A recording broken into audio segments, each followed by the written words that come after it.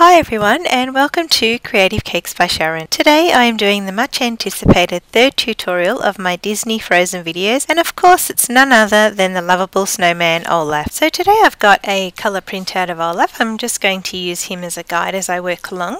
I've got a board which I've covered in black fondant. I've also got my template spread across my 8 by 12 inch cake, and you can get the copy of this template from the description box below. We're using white, black, orange and brown fondant. I've got my cake smoother and offset spatula. I've also got a small round cutter which I'm going to use for the eyes. I've got my pizza cutter. I've got some black lustre dust and a nice fluffy brush here today which we're going to use at the end to add some definition. I've got some little white sugar flakes. This is not necessary, but I'm just going to decorate the board with it later.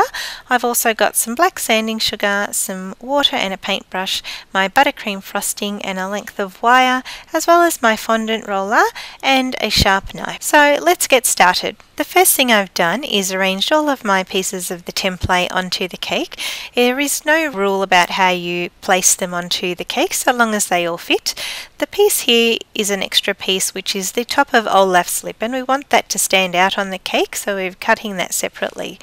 So all I need to do now is go ahead and with my sharp knife cut around each piece of the template, making sure that the knife is vertical all of the time so that we don't get any slanted edges. If you've seen the Disney movie Frozen, you'll know, and I think you'll agree, that Olaf is just the most gorgeous little snowman. Though of course there are others like Anna and Elsa, and if you click on the links you can see on the screen now, you'll be able to see my tutorials on how to make cakes of both of those characters. To make the cavity for Olaf's mouth, I'm just going to cut the inside of his mouth out from the stencil and then place it back onto the cake, and with my sharp knife I'm just going to cut along the inside line of the mouth, probably about 1 centimetre deep, and then I'm going to make a few more cuts into the mouth cavity just so that when I scoop out the cake it'll come out in nice little small sections. So I'm just going to make like a grid, and then with my offset spatula I'm just going to scoop out all of that cake from inside the mouth. I'm going to now take the piece which we've created for Olaf's top lip and just cut it down the middle so it's not so tall, and then I'm just going to taper the sides of the lip just so that we get a rounded finish. Now it's time for me to cover all of the pieces with my buttercream frosting. So when you're doing this, make sure you get a nice even coat over the top and all around the sides.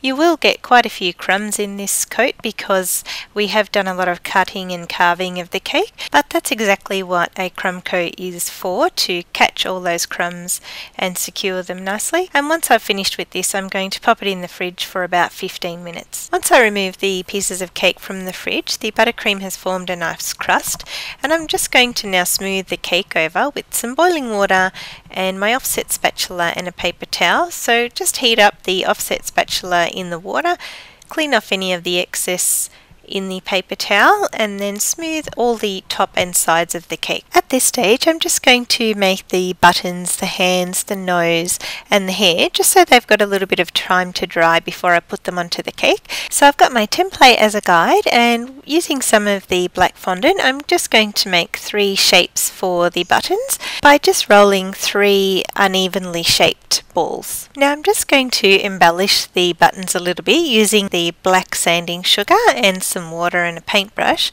I'm just going to dampen the buttons with some of the water and then sprinkle the sanding sugar over the buttons, and then I'm just going to tip off the excess and put them aside to dry. To make the 3 strands of Olaf's hair, I'm just going to take some black fondant and roll it into a long snake.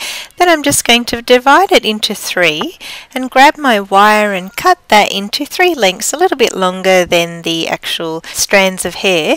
And then once I've inserted the wire into the fondant, I'm just going to make the tip a little bit pointy by rolling it around, and then I'm just going to create a little bit of a curve at the top. With the last piece I'm just going to slice through the fondant to create a split in the twig. To create the arms, we follow a similar process by rolling out some brown fondant this time and inserting the wire into the fondant. And then with my knife, I'm going to make 3 cuts into the fondant to create the fingers and the thumb.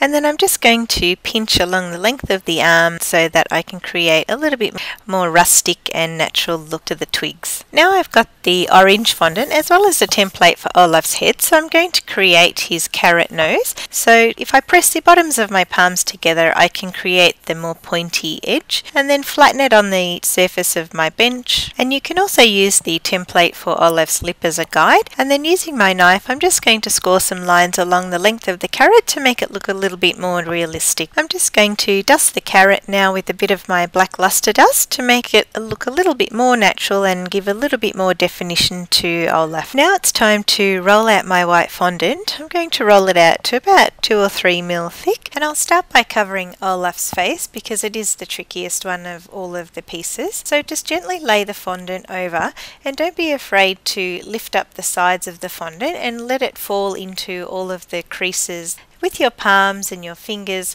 mould the fondant into the gaps. With the mouth, just gently press with your finger into the cavity, and then with your pizza cutter, trim off all of the excess fondant. Then smooth the entire cake with the cake smoother as well as your palms. And a little trick to get into the mouth cavity was to use my knuckle as it fit perfectly into the gap. Before I put Olaf's head away to cover the other pieces of cake with fondant, I'm just going to work on the eyes for a moment.